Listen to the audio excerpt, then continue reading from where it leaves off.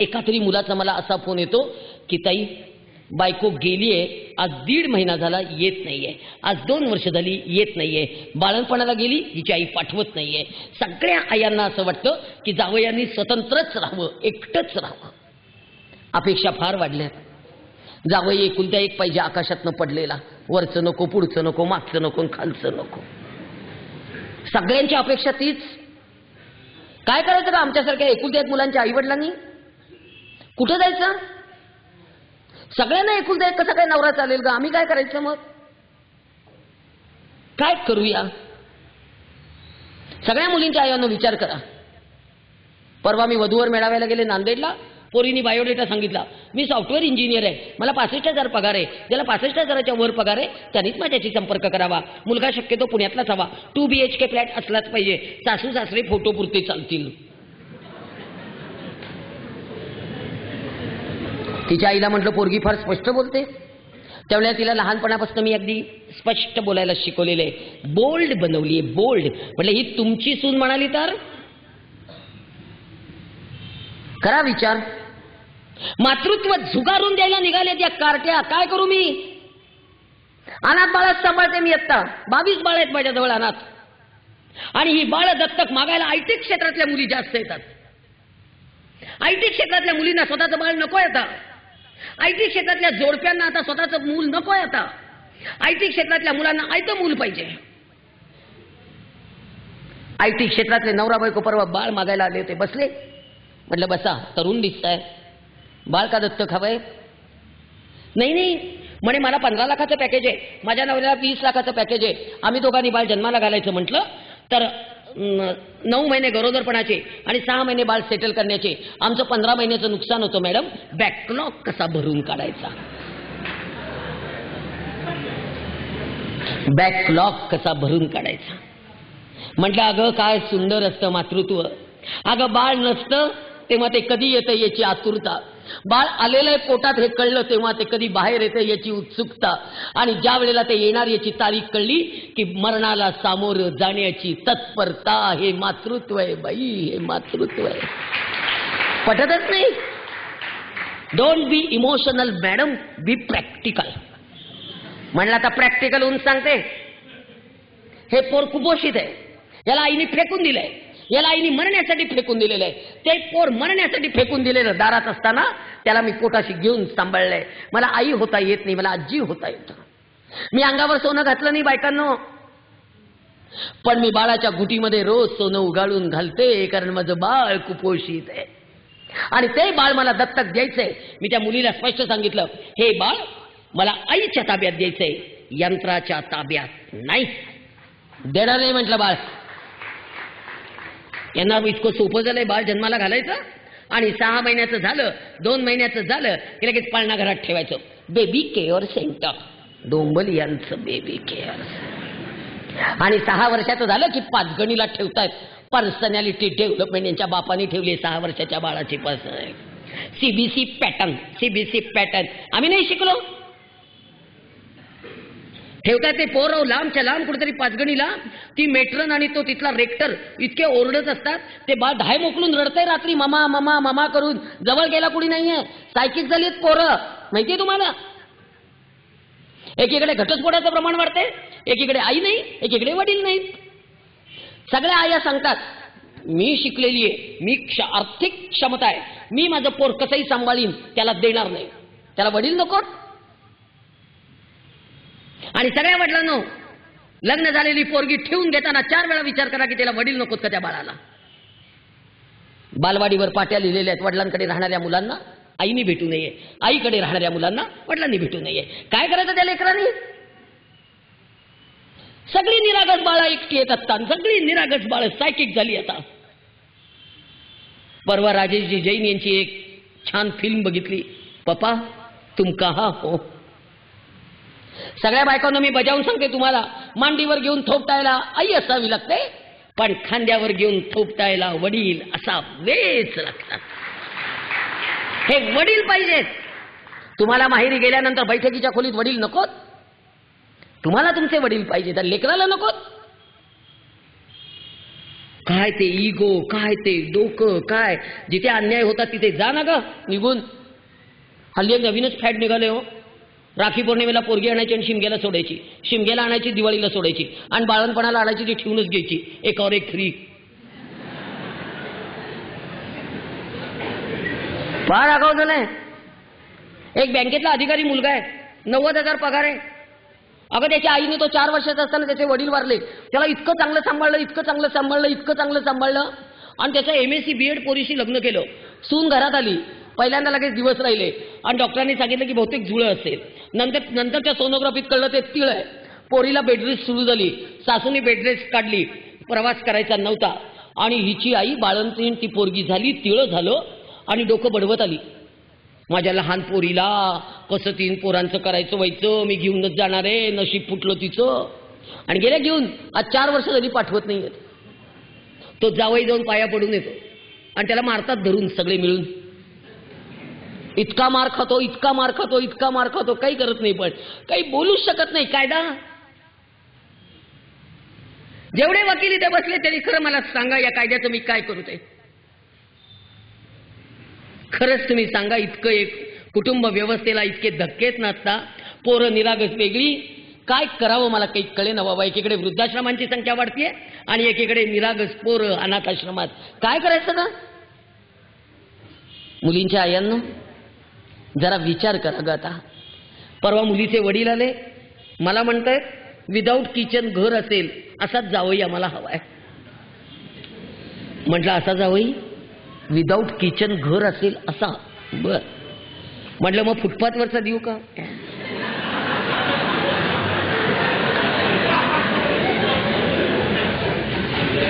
आमची मुलगी स्वयंपाकघरात जाणार नाही, आमची मुलगी स्वयंपाक करणार नाही, आमची मुलगी धुणं धुणार नाही, आमची मुलगी भांडी घासणार नाही, आमची मुलगी चतुर्थ श्रेणी कामं करणार नाही, संडास बाथरूम बेसिन आमची मुलगी घासणार नाही. म्हटलं तुमची मुलगी काय करणार नाही ते कळलं, काय करणार ते सांगा.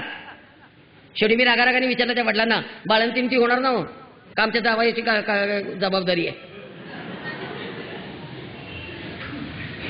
काहीतरी वेड्यासारखं. आणि सगळ्या मुलींच्या आयांनो थोडंसं भान ठेवा. याच्यामध्ये यांची चूक नाहीये असं मी म्हणत नाहीये. 100 ठिकाणी हे चुकत असतील, पण 1000 ठिकाणी आपण चुकतोय म्हणून बोलायचं.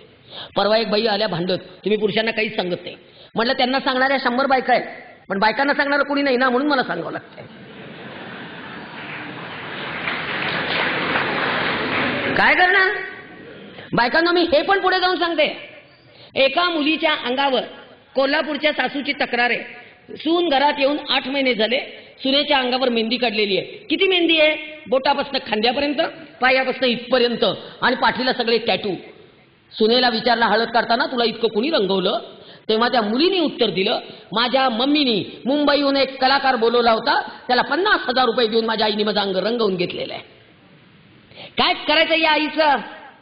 परपुरुषासमोर पोरगी 8 तास मेहंदी काढायला नागडी बसवली, आईला काही वाटलं कसं नाही. म्हणून चिडते, म्हणून ओरडते, म्हणून बोलते. नगरला गेले, भर रस्त्यावर मेहंदी काढायला बायका बसतात, सगळे पुरुष आहेत मेहंदी काढणारे. काय करायचं, ओरडून ओरडून आली आहे.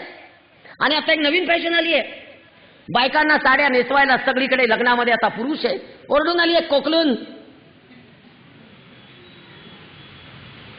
काय करायचं. लग्नातल्या नवरीच्या साड्या सकाळपासून बदलायच्या 45 प्रकारच्या साड्या हा पुरुष शिकून नेसवतो.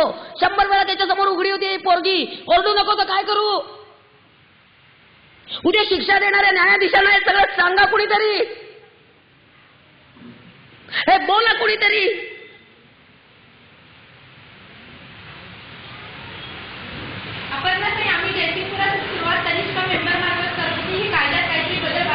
नक्कीच व्हायला पाहिजे, नाहीतर आम्हाला काय करायचं प्रश्न आहे.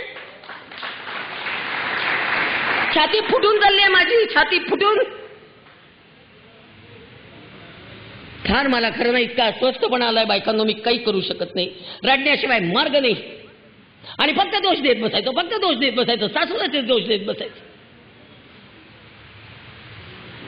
मला या बायकांच्या नटण्याला विरोध नाही करायचा, पण बायकांनो सध्या ब्युटी पार्लरला तुमचे केस कट करायला सुद्धा पुरुष आहेत. सांगलीमध्ये असे मॉल्स आहेत की जिथे सगळ्या बायका बॉडी स्पा, हेअर स्पा, फूट स्पा, सगळं पुरुषांकडनं करून घेत आहेत. आपण भारतीय स्त्री आहोत ना. या सगळ्याचा विचार कुणी करायचा? फक्त एकट्या मी. आणि मग माझ्यावर ऑर्थोडॉक्सचे शिक्के मारले जातात. मारू देत, काही बिघडत नाही. पण मी माझ्या नवऱ्याशिवाय कुठल्याही परक्या पुरुषाला माझ्या अंगाला हात लावून दिलेला नाही. हे माझं पातिव्रत्य आहे आणि हे माझं सतीत्व आहे आणि ते मी मानलेलं आहे. बाकी मी ऑर्थोडॉक्स असले तरी मला चालेल. त्यामुळे करूया विचार. आणि सगळ्यात एक आणखीन एक महत्वाचं नातं सांगता सांगता राहून जाईल, जावाजावांचं. छान वागा बाई. आणि सगळ्या सासवांनो, 2 सुनांमध्ये पक्षपात करू नका. एक जवळची आणि एक लांबची. पक्षपात जरा करणं बंद करा. आणि जावाजावांनो, बहिणींसारख्या राहा. आणि सगळ्या नंदांनो, भावजाईच्या संसारात ढवळाढवळ करायला जाऊ नका. तो नवीन एक कायदा आला ना, आणखीन डोक्याला ताप. वडिलांच्या इस्टेटीत समान अधिकार. वडील गेल्याच्या 8व्या दिवशी येत आहेत कार्ट्या. वडील गेले, आता भावाकडे इस्टेट मागते. ज्या बहिणींची परिस्थिती चांगली आहे त्यांनी भावाकडे इस्टेट मागायला धावाधाव करायची नाही. आणि ज्या भावांची परिस्थिती चांगली आहे त्यांनी बहिणीला दिल्याशिवाय राहायचं नाही. काही वकिलांकडे जायची गरज नाहीये मधल्यामध्ये, काही गरज नाही. मामा संपवलं हो या कायद्यानी. तुम्हाला कळत नाहीये पण हा कायद्याने मामा संपवला. काल भाऊ आला सपनात, आज आला दर्पणात आणि म्हणाला ववाळ घालायला कधी येऊ ग मी तुला तामणात. तो भाऊ 8व्या दिवशी कोर्टाच्या पिंजऱ्यात. सगळी नाती संपवली या कायद्याने, सगळी नाती संपवली बाबा. अक्षरशः अस्वस्थपणा आला. फ्लॅट सिस्टीम मध्ये जाऊन सगळी नाती फ्लॅट झाली. अपार्टमेंट मध्ये राहायला जाऊन सगळ्या नात्यांना अपार्टमेंट पडत चालले. झुक झुक झुक झुक आगीन गाडी, दुरांच्या रेषा हवेत गाडी, पळती जाडे पाहू या, मामाच्या गावाला जाऊ या. कुठे मामा? मामा जाऊन बसलाय पुण्यात 13व्या मजल्यावर. सापडता सापडत नाही. निरी आंबेगावला गेला, कुठल्या कुठे कुठं सापडते. मामाची बायको सुगरण, रोज रोज पोळी शिकरण. तीच येते रात्री 11 वाजता. मामाच खातोय वडापाव तोडून तोडून तोडून. कुठला मामा? काय कुठल्या नात्यांबद्दल बोलूया. पण एक जर नक्की, सगळ्या माहेरवाशिनींनो, भावाच्या राज्यामध्ये जाऊ नका ढवळाढवळ करायला. नियम सांगते, जोपर्यंत आई वडील जिवंत आहेत तोपर्यंत बोलावल्याशिवाय जा. भावाच्या राज्यात बोलावल्यावर जा. आणि भाच्यांच्या राज्यात दरवाजावर न जायचं, पण आत्याने आत जायचं नसतं. तरच मान राहतो, नाहीतर राहत नाही. दिल जायचं भाऊजाईकडे, दिला चहा प्यायचा, नाही दिला निघायचं. बडबड करायची नाही. साधा चहा पाजला. घरी येऊन एवढा मोठा करा आणि नरसाळ लावून पीत बसा. साधं मला कुंकू लावलं नाही. अगं तू साधं कुंकू लावलं नाही, घरी येऊन मळवट भर बाई, पण बस बाई शांत बस. मला कसला तरी पीस दिला. तू कसले ब्लाऊज घालते भारी भारी, किती दोरे, किती मणी, किती पडदे, किती खिडक्या. आम्हाला काही परवडत नाही तुझा ब्लाऊज. दिला साधा, हो म्हणा आणि बसा की शांत. माझ्या नणंदबाई माझ्या संसारात फार ढवळाढवळ करतात हो. आज 70 वर्षाचे आहेत. फार ढवळाढवळ बाई.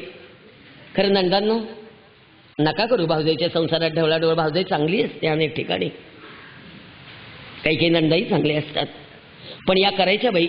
लग्न झालं तेव्हा 8वा दिवस अजून आठवतो. 8व्या दिवशी त्यांनी मला फ्लॉवर चिरायला दिला हो. मी फ्लॉवर चिरत होते, त्या माझ्याकडे बघत होत्या. मी विचारलं त्यांना, वंस चुकलं का हो काही फ्लॉवर चिरताना? त्या म्हणाल्या, असा काय ग चिरतेस फ्लॉवर? म्हटलं काय झालं? फुलं काय घेतेस नुसती, देठ घे ना. म्हटलं देठ घ्यायची असतात का हो? त्या म्हणल्या, मग 4 माणसाच्यात भाजी पुरायला नको का? म्हटलं मला माहिती नव्हतं, आता मी घेते. त्या म्हणल्या, बापरे कसं काय माहित नाही, कसं काय येत नाही, जी बडबड. पण नीट सांगा ना की असं घेतलं तर मिळून येते भाजी. जरा समजुतीने सांगा, पुरते भाजी. काहीच नाही, एकदम चिडचिड चिडचिड. आणि शेवटचं वाक्य म्हणाल्या, कसा होणार माझ्या भावाचा संसार? अशाने ही पोरगी माझ्या भावाचं एक दिवस दिवाळं काढणार आहे. मला दिवाळ्याचा आणि फ्लॉवरच्या एका गड्ड्याचा काही संबंध कळाला नव्हता. एवढ्याशा फ्लॉवरच्या गड्ड्याने यांच्या भावाचं दिवाळं कसं काय निघायचं? पण तोंड दिलंय बोलतात. शेवटी 20 वर्षांनी माझं घर बांधून झालं. नाही वास्तुशांतीला वंसा आल्या. आपण बायका कोण कधी काय बोललंय कधी विसरत नसतो, आपल्या लक्षात असतंच. मी त्या आल्या आल्या म्हणणार होते, वंस दिवाळा निघाला नाही तुमच्या भावाचं घर झालं. पण म्हटलं भांडण नको, म्हटलं गोडीने बोलूया. म्हटलं वंस घर आवडलं? छान आहे ग, कष्टाचं चीज झालं गो बाई, काय सुंदर घर झालं तुझं. म्हटलं वंस आज माझं घर झालं त्यात तुमचा सिंहाचा वाटा आहे. त्या म्हणाल्या तो कसा काय ग? म्हटलं लग्न झाल्यावर 8व्या दिवशी तुम्ही मला जो काटकसरीचा मंत्र दिलात म्हणून माझं घर झालं. नाहीतर झालं नसतं. ज्याला कळायचं त्याला कळतं. बोलून का वाईट व्हायचं? आणि बायकांना बोलून वाईट होऊ नका. आणि खरं सांगू, हे सगळेजण खूप चांगले असतात. आपण जरा समंजसपणे वागलो हे खूप प्रेम करतात. नवऱ्यापुढे एकदा थोडासा कमीपणा घेऊन बघा, नवरा प्रचंड प्रेम करतो. होय की नाही? हो म्हणत जा आता, हो म्हणत जा.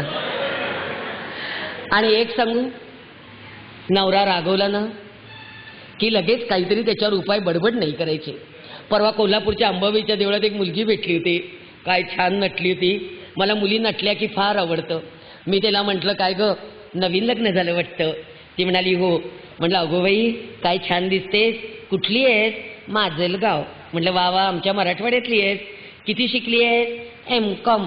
नवरा किती शिक